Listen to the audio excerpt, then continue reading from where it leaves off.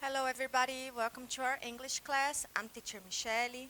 Olá pessoal, sejam bem-vindos a mais uma aula de inglês. Eu sou a professora Michelle.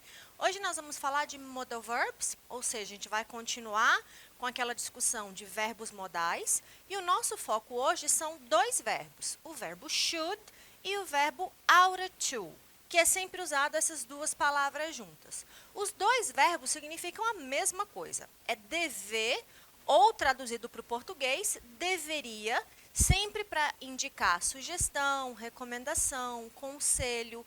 Então, lembrando, os verbos modais são aqueles verbos que complementam o sentido dos verbos principais, tá? Então, o nosso roteiro de hoje. Primeiro, nós vamos fazer um overview, que é aquela visão geral, relembrando alguns conceitos do que são os verbos modais, definição desse tipo de verbo, as suas principais características.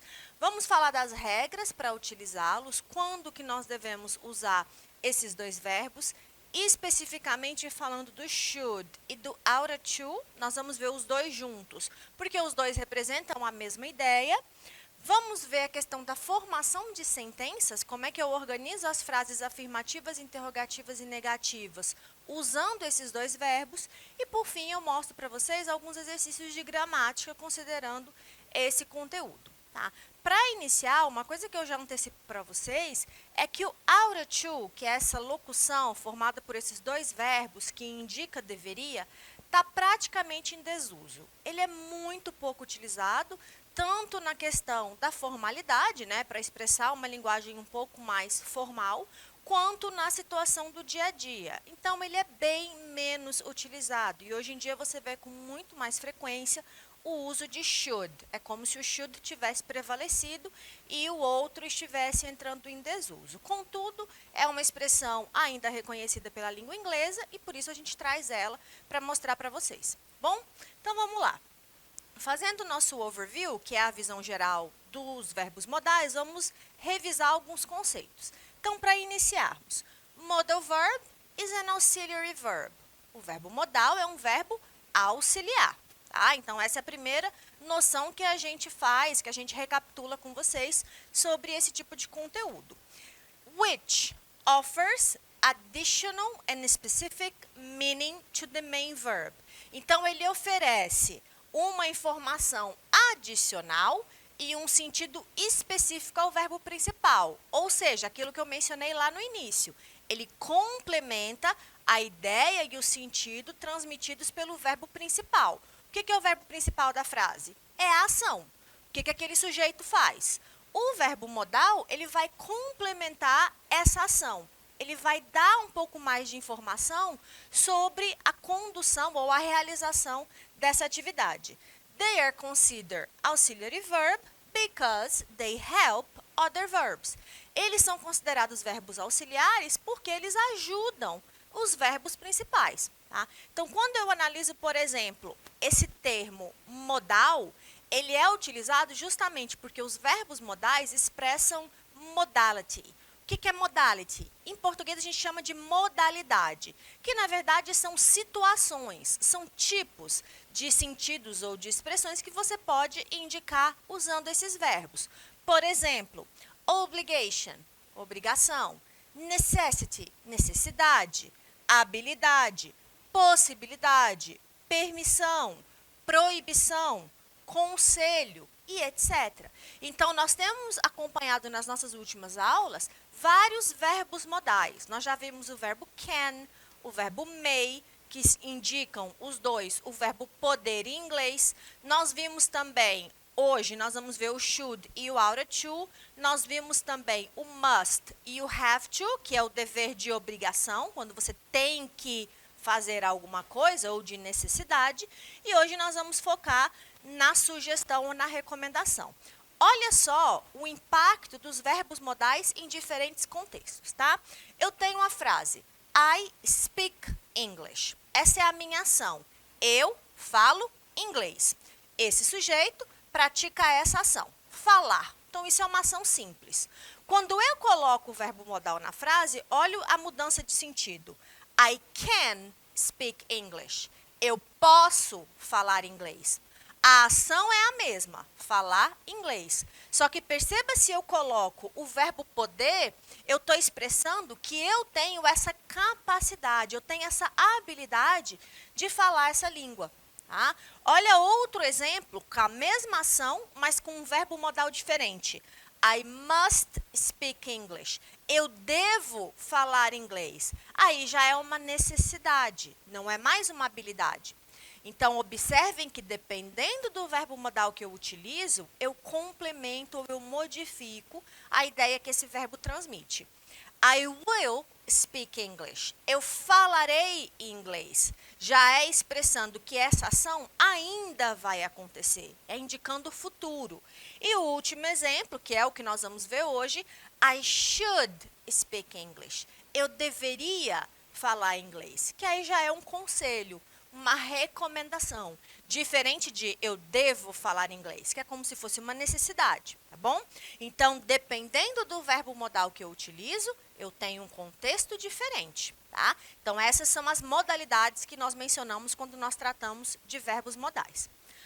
Continuando, e agora falando sobre as regras. Como os verbos modais são verbos auxiliares, eles têm regrinhas diferentes daquelas regras que os verbos de ação normalmente seguem. Quais são as regras? Por exemplo, quando nós estudamos presente, quando nós estudamos passado, os verbos sofrem algumas alterações. Acrescenta um S na terceira pessoa, coloca ED no passado, se ele for um verbo regular. No caso dos verbos modais, eles têm regras próprias e regras diferentes dessas dos verbos de ação. Então, recapitulando algumas delas, né? Primeiro, they are followed by a verb in its base form. Eles são sempre acompanhados, ou eles sempre seguem o verbo na sua forma básica. Ou seja, você não vai usar eles com o to. Tá? E isso é um erro muito comum que os estudantes aqui no Brasil, no caso, estudantes de língua inglesa, cometem. Porque quando a gente pensa em português, nós falamos, eu posso falar, eu posso jogar. Então, esse verbo de ação, ele está sempre conjugado no infinitivo. Então, é comum a gente jogar um to no meio das sentenças, aquele TO que é a partícula que indica infinitivo. E quando nós usamos os verbos modais, isso não acontece. Tá? Então, por exemplo, como é o verbo poder em inglês? É o verbo can, não é o verbo to can. Tá? Não usa o to justamente porque você não tem infinitivo. É sempre usado na forma básica, sem a partícula to, que indica infinitivo. Jim can run very fast. O Jim pode correr muito rápido. Então, perceba que tanto o verbo modal quanto o verbo principal não tem a partícula to, aquele TO que nós usamos para expressar infinitivo. Outra regrinha, their conjugation is the same for all pronouns. A conjugação desse verbo ela é invariável. Ele não muda de pessoa para pessoa. Então, se quem pratica a ação é primeira pessoa, segunda, terceira, do singular ou do plural, não vai ter mudança no verbo. Ele sempre vai ficar do mesmo jeito para todos os sujeitos ou todos os pronomes. I must study more. Eu devo estudar mais. He must study more. Ele deve estudar mais. We must study more. Nós devemos estudar mais. Então, se você analisar essa parte aqui da frase, ó, verbo modal até o final, até o complemento, o objeto da frase, não tem diferença. Eu só sei quem praticou a ação porque o pronome está aqui, ó, explícito. Por isso que normalmente em inglês você não vê orações sem sujeito. Não existe aquilo que a gente tem no português de sujeito oculto, né? Porque na língua portuguesa você pode deixar uma frase sem sujeito, mas você entende quem praticou a ação justamente pela desinência verbal. Então, se você vê devo estudar mais, você sabe que quem devo é a primeira pessoa. Eu devo. Tá? No inglês não tem isso, não tem a desinência, ó, o verbo fica igual. Então, a única forma que você tem de expressar e de indicar quem praticou a ação é explicitando o sujeito, é identificando a pessoa que praticou aquela atividade. Uma outra característica dos verbos modais é que eles não precisam de outros verbos auxiliares ou de verbos auxiliares adicionais para criar as frases interrogativas e negativas. Por que não precisa? Porque eles já são verbos auxiliares em essência, tá? Então, outra coisa que vocês já devem estar acostumados nas aulas de inglês. Toda vez que nós falamos de verbos, né, de tempos verbais e de estrutura de frases, quando nós chegamos na hora de pensar, como eu faço uma pergunta, como eu faço uma negação em inglês? Ah, eu tenho que usar um verbo auxiliar, tem que usar o not, tem que usar o ponto de interrogação no final. Então, são características fixas que a língua inglesa oferece, né, que ela traz em si. No caso dos verbos modais, como eles já são verbos auxiliares, eles é que vão ajudar nessa estruturação da frase. Tá? Então, por exemplo, na forma interrogativa, o verbo modal vem para frente, o sujeito vem depois, complemento e o ponto de interrogação no final. May I come in? Eu posso entrar? É uma pergunta. Na forma negativa, é só você colocar a partícula de negação not depois do verbo modal. We cannot watch this now. Nós não podemos assistir isso agora. Então, o não em inglês vem depois do verbo modal, que já é um verbo auxiliar. Então, você pode fazer aquele recurso das contrações que nós estamos acostumados na língua inglesa. Bom, agora falando especificamente dos nossos dois verbos da aula de hoje. O verbo should e o oughta to. Oughta to é um verbo modal formado por uma locução. O verbo mais a partícula to. Tá? Então, nesse caso, nós vamos ter o to como complemento desse verbo modal. Tá?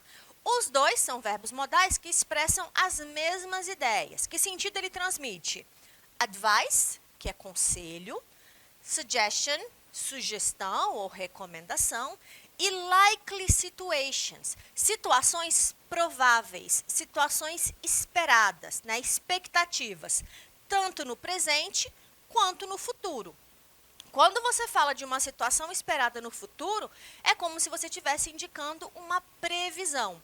É uma expectativa a respeito de algo que pode acontecer no futuro. Olha os exemplos. Your hair is too long. You should ou you oughta to. Você sempre vai escolher um ou outro, nunca usa os dois na mesma sentença, por isso que está separado entre barra, tá? Para você poder ver que pode usar os dois. You should ou you oughta to get a haircut.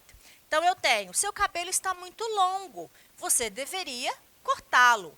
Então, isso é um conselho, é uma sugestão, é uma recomendação a partir de uma constatação. Outro exemplo, I think he should ou he oughta to apply for the job. Eu acho que ele deveria se candidatar para aquele emprego. Então, de novo, é uma recomendação. Eu faço uma análise daquela oportunidade, daquela possibilidade, daquele anúncio, daquela vaga que está sendo anunciada e eu acredito que aquela pessoa tem o perfil. Então, eu aconselho, eu sugiro que ela possa se candidatar. She should ou she oughta to drink more water. Ela deveria beber mais água. Recomendação. Você deveria perguntar isso a um advogado. Aconselhamento. Tá? No caso das situações prováveis, né, o que são essas situações ou essas expectativas ou situações esperadas? Tá? Por exemplo, os resultados devem sair em breve. É uma expectativa que eu tenho a respeito de um resultado, de um exame, por exemplo, de uma própria candidatura que possa ter sido feita para um emprego. Então, o resultado desse seletivo, o resultado desse exame deve sair em breve.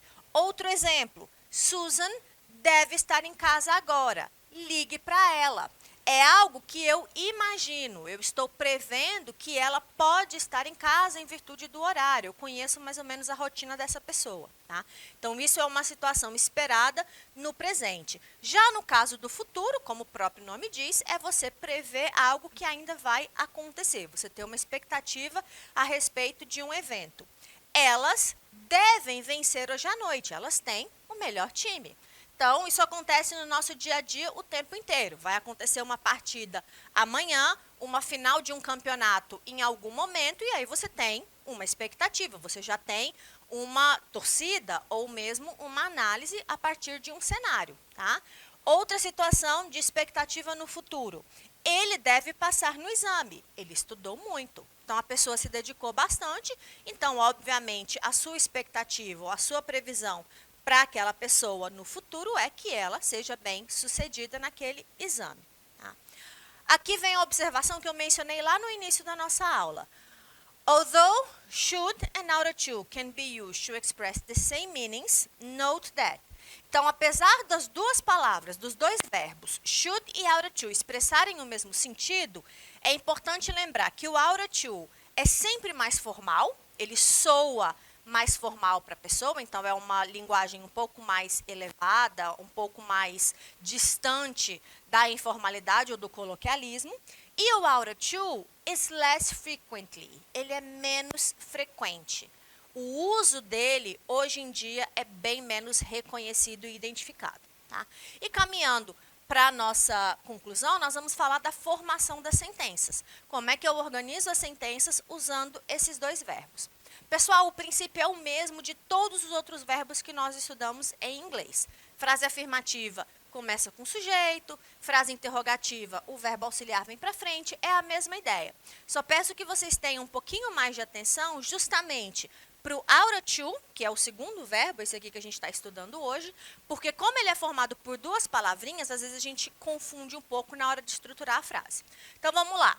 Frase afirmativa, sujeito primeiro, o verbo modal, o verbo principal e o complemento. Lembrando que verbo modal e verbo principal vêm sempre juntos, porque o verbo modal complementa o verbo principal, ele complementa o sentido que o verbo principal oferece. I should sleep more. Eu deveria dormir mais. We ought to tell the truth. Nós deveríamos falar a verdade ou dizer a verdade. São exemplos de aconselhamentos usando esses dois verbos que expressam a mesma coisa. A tradução vai ser idêntica. Na forma negativa, é a mesma estrutura, mas o não em inglês, partícula not. Tá? Ele não deve chegar atrasado. Elas não deveriam discutir tanto. Usando o should, você pode fazer as contrações, ó, tá? Forma contraída de should mais o not, fica shouldn't. E forma contraída do ought to mais o not vai ficar oughtn't not. Tá? Então, é essa observação que eu falei para vocês. O to fica separado, tá? Ele vem depois. A partícula de negação, o not, fica junto com o out. Tá? Esse verbo ought to. Exemplo dos dois, então. Você não deveria brincar com esses fios.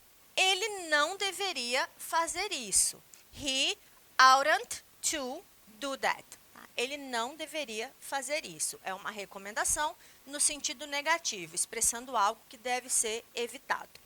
No caso das perguntas, tem dois tipos de pergunta. Eu posso fazer a pergunta diretamente com o verbo modal. O verbo modal vem para frente, sujeito, depois, verbo principal e o ponto de interrogação no final. Ou eu posso fazer a pergunta com a palavra interrogativa. Então, por exemplo, should I buy that t-shirt? Eu deveria comprar aquela camisa? Should she call the police? Ela deveria chamar a polícia? Tá? Então, o verbo vem primeiro. Já no caso das frases com a WH, eu vou voltar naquela recomendação já já. No WH é quando você tem uma palavra usando os pronomes interrogativos. O que, quem, quando, onde e assim por diante. Nesse caso, o pronome interrogativo tem prioridade, ele vem primeiro. What should we do tomorrow? O que nós deveríamos fazer amanhã? Where should they go? Para onde eles deveriam ir? Então, nesse caso, a palavra interrogativa vem antes. O que eu tinha separado aqui de observação é que como o ought to está praticamente em desuso, ele é usado com menos frequência, dificilmente você vai ver perguntas usando ele. Elas indicam um grau de formalidade muito grande. Justamente por isso, é preferível que você utilize, né, tem uma predominância do should nessas situações de questionamento, tá bom? De frases interrogativas. Para a gente finalizar o exercício, vocês normalmente vão ter situações em que você tem uma frase, uma sentença, e dentro dessa sentença você analisa a estrutura ou o sentido que esse verbo modal pode expressar.